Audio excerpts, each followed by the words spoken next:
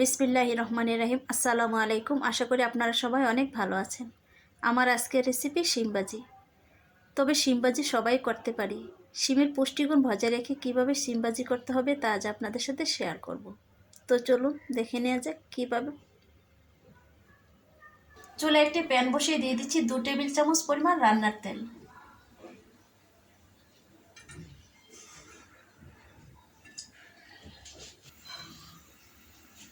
তেলটা গরম হয়ে গিয়েছে, দিয়ে দিচ্ছি 2টি পেঁয়াজ কুচি।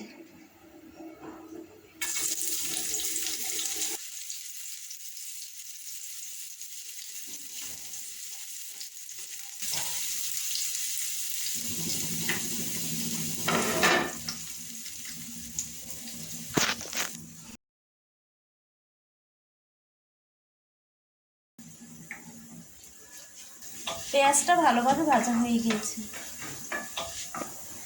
আর এখানে আমি নিয়েছি 200 গ্রাম সিম। সিমটাকে আমি ভালো করে পানি দিয়ে পরিষ্কার করে ধুয়ে তারপরে কুচি কুচি করে কেটে নিয়েছি। এখন আমি সিমগুলি দিয়ে দিচ্ছি প্যানে।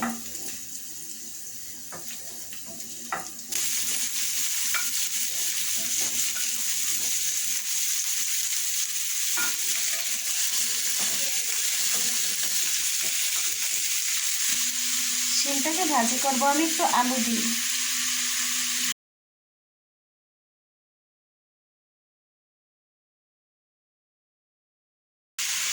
আর এখানে নিয়েছি আমি 150 গ্রাম পরিমাণ আলু। আলুটাকে কেটে ধুয়ে ভালোভাবে পরিষ্কার করে নিয়েছি। তারপর দিয়ে দিচ্ছি স্বাদ মতো লবণ।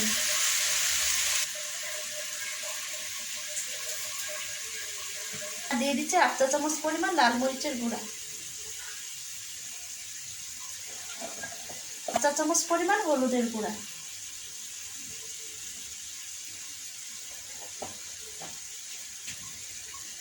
তারপর ভালোভাবে নেড়েচেড়ে মিশিয়ে দিতে হবে মশলাগুলি শিম আর আলুর সঙ্গে।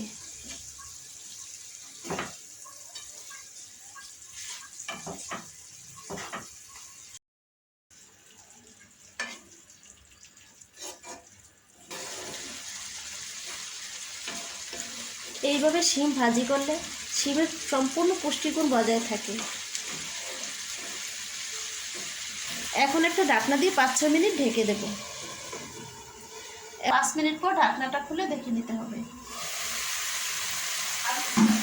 সিদ্ধ করার সময় ঢাকনা থেকে যে পানিটা ওঠে সেই পানিটা দিয়ে শিম ভাজিটা হয়ে যাবে।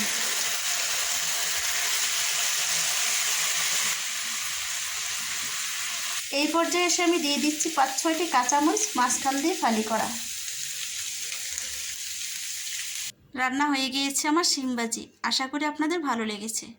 তো আজ এই পর্যন্তই। ভালো থাকুন, সুস্থ থাকুন। আল্লাহ হাফেজ।